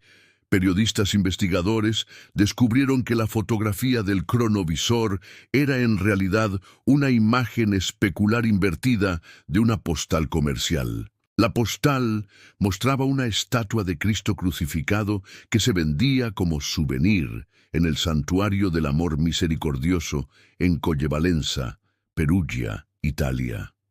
Una escultura del artista español Lorenzo Cullaut Valera. No era una fotografía del pasado, era una fotografía de una estatua moderna, volteada horizontalmente. El padre Ernetti fue humillado públicamente, ridiculizado en los medios internacionales. Toda la historia del cronovisor fue declarada un engaño monumental, la invención delirante de un monje loco buscando fama. La tragedia reconstruida de Tiestes fue analizada por filólogos. Descubrieron que contenía solo 120 líneas, cuando una tragedia romana completa debería tener al menos 1000. Y peor aún, Catherine Owen Eldred de la Universidad de Princeton demostró que el texto usaba palabras latinas que no existían en la época de Ennio, que fueron inventadas 2 siglos después. Fin de la historia. El cronovisor nunca existió. Caso cerrado. Pero es solo el comienzo de la verdadera conspiración. ¿Y si el desmentido de la postal no fue una refutación honesta? ¿Y si fue una operación de encubrimiento? ¿Y si el cronovisor existió realmente, funcionaba perfectamente, y el Vaticano, al ver que Ernetti comenzaba a filtrar información al público, a dar entrevistas, a publicar fotografías, entró en pánico absoluto? Le obligaron a guardar silencio, le amenazaron con excomunión, le prometieron protección si colaboraba, y para desacreditar la idea misma del cronovisor ante el público mundial, le obligaron a él, o ellos mismos organizaron, la filtración de una fotografía deliberadamente falsa, una imagen que sabían que sería desenmascarada inmediatamente. Es una jugada genial de desinformación. Si quieres esconder una verdad explosiva, la mejor manera no es negarla rotundamente, es exponerla al ridículo mundial. Desmintieron una foto falsa para que todo el mundo decidiera automáticamente que el dispositivo también era falso, que toda la historia era una fantasía. ¿Por qué se asustaron tanto? ¿Qué tenía el cronovisor que aterrorizaba al Vaticano hasta el punto de destruir la reputación de uno de sus propios sacerdotes? Piénselo cuidadosamente. Toda la Iglesia Católica, todo su poder institucional, toda su autoridad moral, toda su historia de 2000 años, se construye sobre un único cimiento sagrado, una palabra en latín, fides, fe. La fe es la aceptación de la verdad divina sin necesidad de pruebas empíricas. Es confianza, es creencia, es el salto al vacío. Bienaventurados los que no vieron y creyeron, dijo Jesús a Tomás. En el momento en que tienes una prueba científica verificable de los eventos del Nuevo Testamento, la fe ya no es necesaria, se convierte en conocimiento. Y cuando la fe muere, la Iglesia pierde su razón de existir. Y si el cronovisor mostró la crucifixión, el momento en que Jesús murió en la cruz, pero no mostró la resurrección, y si cuando sintonizaron el domingo siguiente, vieron que el cuerpo de Jesús simplemente fue bajado de la cruz y enterrado en una tumba, como el de cualquier otro ser humano ejecutado por Roma. Y si la tumba nunca estuvo vacía, y si no hubo ángeles, y si no hubo ascensión, toda la religión cristiana se derrumbaría instantáneamente. 2000 años de teología colapsarían en un segundo, porque San Pablo mismo lo dijo: si Cristo no resucitó, vana es nuestra fe. O lo que es peor desde la perspectiva del poder institucional del Vaticano, y si el cronovisor sí mostró la resurrección, y si mostró la tumba vacía, y si mostró a Jesús vivo después de la crucifixión, y si proporcionó prueba científica irrefutable de que Dios existe, de que los milagros son reales, de que la vida eterna es posible, ¿qué hacer con un mundo que sabe con certeza absoluta que Dios existe? ¿Qué hacer con una humanidad que ha visto a Cristo resucitado en alta definición? Necesitarían todavía intermediarios en la persona del Papa y los cardenales. Necesitarían sacramentos administrados por sacerdotes. O cada persona se convertiría en su propio canal directo hacia lo divino. El cronovisor era una amenaza existencial para la Iglesia institucional desde cualquier ángulo. Si probaba que Cristo no resucitó, destruía la fe. Si probaba que sí resucitó, destruía la necesidad de la Iglesia, convertía la fe en conocimiento, le quitaba al Vaticano el monopolio sobre la interpretación de Cristo, y además piense en las implicaciones políticas. Un dispositivo que puede ver cualquier momento del pasado, que puede observar cualquier habitación, cualquier conversación, cualquier acuerdo secreto. Los concilios ecuménicos, donde se decidió qué evangelios eran canónicos y cuáles heréticos, las negociaciones secretas entre papas y emperadores, los crímenes cometidos en nombre de la Iglesia, todo expuesto, y por eso, según la leyenda, el dispositivo fue inmediatamente confiscado.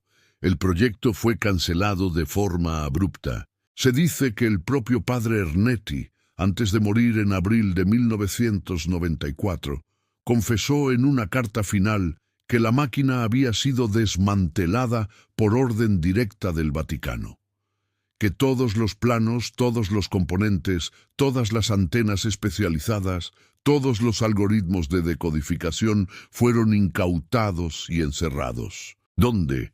En el búnker más profundo, más vigilado, más inaccesible del archivo secreto apostólico del Vaticano, en una bóveda que no figura en ningún plano oficial, en un nivel subterráneo que ni siquiera los investigadores con permisos especiales conocen. Curiosamente, en 1988, 14 años antes de que la historia del cronovisor se hiciera pública, el Vaticano emitió un decreto extraordinariamente específico. El decreto advertía que serán excomulgados inmediatamente todos aquellos que capten o divulguen con cualquier instrumento técnico acontecimientos del pasado. ¿Por qué emitir un decreto prohibiendo algo que supuestamente nunca ha existido? ¿Por qué amenazar con excomunión por usar una tecnología imposible, a menos que no sea imposible? Porque el cronovisor, si existe, si funciona, si está guardado en algún sótano del Vaticano, esperando el momento en que la humanidad esté preparada para la verdad, no es solo un documento más entre millones, es la verdad definitiva. Es el secreto que hace innecesarios todos los demás secretos. Es la llave que abre todas las puertas de la historia humana. Y por eso es el secreto mejor guardado del Vaticano. Hemos descendido a las mazmorras más profundas y oscuras del mundo. Hemos recorrido mentalmente un laberinto subterráneo de 85 kilómetros, donde en cada estante, en cada caja polvorienta, en cada carpeta sellada, yace una verdad enterrada, una realidad alternativa suprimida. Los archivos apostólicos del Vaticano no son simplemente un depósito administrativo de cartas papales y bulas eclesiásticas. No son solo una biblioteca histórica donde se guardan documentos antiguos para la posteridad académica. Son algo mucho más profundo, mucho más oscuro, mucho más estratégico. Son un gigantesco cementerio de realidades alternativas. Son el lugar donde el Vaticano ha arrojado metódicamente durante 12 siglos, desde el año 800 hasta nuestros días, cada verdad, cada documento, cada prueba que amenazaba su narrativa oficial, cada versión de la historia que contradecía su monopolio sobre la verdad. En esos 85 kilómetros de estantes subterráneos yace la realidad donde Galileo Galilei tenía razón sobre la estructura del universo. Y por lo tanto, la Iglesia que lo condenó no era infalible. La institución que proclamaba hablar con autoridad divina sobre todas las cosas del cielo y la tierra se había equivocado fundamentalmente sobre la estructura básica de la creación. Si se equivocó sobre eso, ¿sobre qué más se equivocó? Allí yace la realidad donde los caballeros templarios eran completamente inocentes de las acusaciones de herejía, donde el pergamino de Chinon demuestra que el Papa Clemente V sabía que eran inocentes, los absolvió en secreto y luego permitió que fueran quemados vivos de todas formas. Y por lo tanto, la Iglesia traicionó deliberadamente a sus guerreros más leales, a los defensores de Tierra Santa, para ocultar el conocimiento prohibido que habían encontrado bajo el templo de Salomón. El conocimiento sobre Baphomet, la cabeza parlante, sobre Sofía, la sabiduría femenina divina del gnosticismo, sobre los secretos arquitectónicos de las catedrales góticas que construyeron, sobre el linaje. Allí yace la realidad donde María Magdalena no era una prostituta arrepentida, sino la apóstol principal, la compañera de Jesús, la koinonos, la discípula amada que comprendió las enseñanzas secretas mejor que nadie. Y por lo tanto, toda la jerarquía patriarcal construida sobre la autoridad de Pedro es una construcción política, no divina. Y la mujer no es inferior al hombre en el orden espiritual, sino igual. O incluso, en algunas tradiciones gnósticas, superior como portadora de la sabiduría. Allí yace la realidad donde el tercer secreto de Fátima no predecía un atentado simbólico contra un papa en 1981, sino algo mucho más aterrador, una guerra nuclear que convertiría océanos en vapor, o la gran apostasía, donde Satanás se infiltraría en la cúpula misma del Vaticano, o el reinado de un falso papa, o la llegada del anticristo. Algo tan devastador que 5 papas consecutivos decidieron que la humanidad no debía saberlo. Allí yacen las realidades documentadas probadas con nombres, fechas y cuentas bancarias donde criminales nazis arquitectos del Holocausto como Adolf Eichmann, Joseph Mengele y Klaus Barbie escaparon de la justicia usando las rutas de las ratas organizadas por obispos del Vaticano, donde la mafia siciliana lavaba miles de millones de dólares a través del Banco Vaticano, donde el Papa Pío XII sabía del Holocausto con precisión aterradora y eligió el silencio político por miedo al comunismo. Y allí, en la caja fuerte más profunda, más vigilada, más clasificada de todas, posiblemente yace la realidad donde el cronovisor existe, donde se puede ver la crucifixión de Jesucristo no a través de los evangelios escritos décadas después, sino con los propios ojos, en tiempo real, grabado desde el campo cuántico del universo.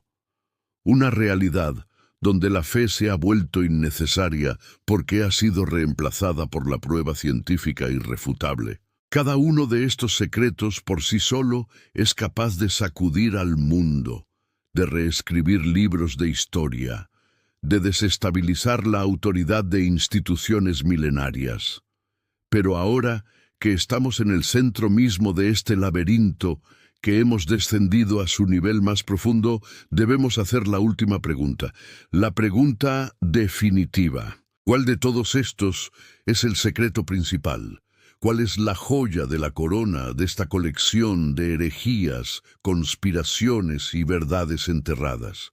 ¿Qué yace en esa bóveda final que no figura en ningún catálogo, que no tiene número de índice, que ni siquiera los investigadores con permisos especiales saben que existe? No es el cronovisor, aunque sería revolucionario. No es el tercer secreto de Fátima, aunque sería apocalíptico. No son las actas completas del juicio de Galileo. No son los documentos financieros del Banco Vaticano. Es algo más antiguo, más fundamental, más peligroso para la estructura misma de la Iglesia Católica. Es aquello que une todas nuestras investigaciones previas en un solo hilo conductor. Es aquello para lo cual, quizás, fue creado todo este gigantesco aparato de ocultamiento de 85 kilómetros. Todo este sistema de clasificación, mal catalogación, pérdida conveniente y desclasificación selectiva después de siglos. Recuerden nuestra primera investigación, el linaje de Jesús y María Magdalena. El sangreal, la sangre real. La teoría de que Jesús no era célibe, que se casó según la costumbre judía, que tuvo hijos, y que esa línea de sangre continuó a través de los siglos. Recuerden nuestra segunda investigación. Los caballeros templarios. Los guardianes de ese linaje secreto. Los guardianes del conocimiento y los documentos que encontraron bajo el templo de Salomón durante sus excavaciones entre 1119 y 1128. Documentos que, según la leyenda, probaban la existencia de ese linaje, que nombraban nombres, que trazaban árboles genealógicos, y ahora la conclusión final y escalofriante de esta investigación. La pregunta que nadie se atreve a hacer públicamente. ¿Qué pasó con los archivos secretos de los templarios después del viernes 13 de octubre de 1307, cuando la orden fue destruida? ¿Qué pasó con todos sus documentos, pergaminos y registros? Aquellos que no escaparon en la misteriosa flota templaria que zarpó de La Rochelle la noche antes de los arrestos, sino que fueron confiscados por los agentes del rey Felipe el Hermoso y los inquisidores papales cuando asaltaron las fortalezas de la orden. ¿Qué pasó con esos mismos documentos sobre el linaje que los templarios habían guardado tan desesperadamente durante 200 años? Que habían protegido con sus vidas, por los cuales habían construido fortalezas inexpugnables, por los cuales finalmente fueron destruidos. No fueron quemados, eso habría sido estúpido, eso habría destruido información valiosa. Oh, no. El Vaticano nunca quema información valiosa, solo la reclasifica. Fueron estudiados meticulosamente. Fueron traducidos del arameo, del griego, del hebreo antiguo. Fueron catalogados con el mayor cuidado y fueron transportados bajo escolta armada directamente aquí, al corazón del archivo secreto del Vaticano, a una sección que no aparece en ningún inventario público. Ahí está, el secreto dentro del secreto, la verdad enterrada en el centro del laberinto. El Vaticano sabe la verdad completa sobre el linaje de Jesús. No especula, no teoriza, sabe, posee esas mismas pruebas documentales que los templarios encontraron y protegieron. Los árboles genealógicos, los registros de matrimonio, los nombres de los hijos, la línea de descendencia que se extendió desde Judea en el siglo I hasta las familias aristocráticas de Europa en la Edad Media. Pero eso no es todo. Y aquí está la parte que debería quitarle el sueño. No solo guardan esta información como una curiosidad histórica, como un documento interesante que algún día, quizás en el futuro lejano, cuando ya no importe, podrían desclasificar. La usan activamente, en tiempo presente. Esos 85 kilómetros de estanterías no son solo un depósito muerto del pasado, son una oficina de trabajo viva para controlar el presente y anticipar el futuro. En algún lugar dentro de esos muros de acero y hormigón, en algún búnker subterráneo donde ni siquiera los turistas saben que existe un nivel inferior, no se sientan solo historiadores polvorientos estudiando manuscritos medievales. Se sientan genealogistas, investigadores especializados, hombres y posiblemente mujeres que durante siglos, generación tras generación, usando los recursos ilimitados de la inteligencia papal, de los nuncios apostólicos, infiltrados en cada corte europea de la red global de confesores, que escuchaban los secretos más íntimos de la aristocracia, han rastreado esa sangre real. Han llevado y continúan llevando, actualizando año tras año, los árboles genealógicos completos de los descendientes vivos de Jesucristo. Saben quiénes son estas personas, saben sus nombres completos, saben dónde viven, en qué ciudades, en qué países, en qué familias aristocráticas antiguas de Europa todavía circula esa sangre diluida después de 2000 años. ¿En qué pueblos desconocidos de América? ¿A dónde emigraron descendientes que ni siquiera saben quiénes son realmente? He aquí el verdadero propósito del archivo secreto apostólico. He aquí por qué es tan secreto. ¿Por qué está tan protegido?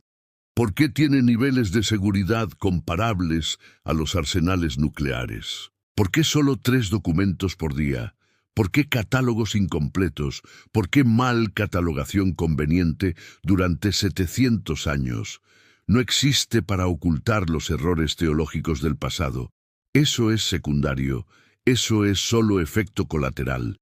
Existe para controlar la verdad más peligrosa del presente, el hecho de que por la tierra, en este momento, caminan herederos vivos de Jesús de Nazaret.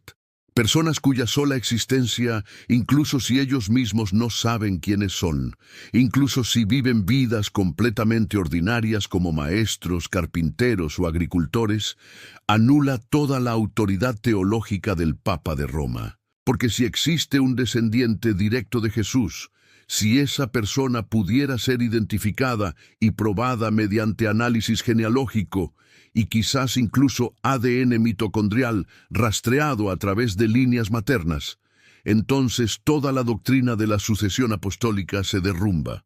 El Papa ya no sería el vicario de Cristo en la tierra. Sería simplemente un administrador, un custodio temporal, porque el heredero legítimo estaría vivo, y ese heredero tendría un reclamo de autoridad espiritual infinitamente más directo que cualquier papa elegido por un cónclave de cardenales. El Vaticano no es solo el guardián de la fe cristiana, es el guardián de la realidad misma. Es el árbitro que decide qué versión del pasado se convierte en historia oficial y qué versión permanece para siempre clasificada como herejía. Posee el monopolio no solo sobre la interpretación del presente, sino sobre el control del pasado. Y quien controla el pasado, como escribió George Orwell, controla el futuro. Porque la historia no es simplemente lo que sucedió, es lo que nos dicen que sucedió. Y quien posee el archivo, quien tiene las llaves de esas bóvedas subterráneas, quien decide qué documentos se desclasifican y cuáles permanecen perdidos convenientemente durante otros 700 años, ese no solo posee el conocimiento, posee el mundo. Hemos llegado al final del laberinto, hemos descendido a través de 7 niveles de secretos, desde los documentos de Galileo que todos conocen hasta el linaje vivo de Cristo que nadie debe saber. Y ahora, la pregunta que debería hacerse cada persona que ha escuchado esta investigación: si esconden todo esto, ¿qué más están escondiendo? ¿Qué otros secretos yacen en niveles aún más profundos? ¿Qué otras verdades sobre el origen de la humanidad, sobre el contacto con civilizaciones antiguas, sobre conocimientos tecnológicos perdidos, duermen en esos 85 kilómetros de oscuridad? Porque una institución que ha demostrado estar dispuesta a ocultar la inocencia de los templarios durante 700 años, a silenciar el tercer secreto de Fátima durante 60, a ayudar a escapar a criminales nazis, a lavar dinero de la mafia y posiblemente a asesinar a un papa reformista en 33 días, esa institución es capaz de ocultar cualquier cosa. Y lo está haciendo. En este momento, bajo nuestros pies, en el corazón de Roma, en 85 kilómetros de verdades enterradas, esperando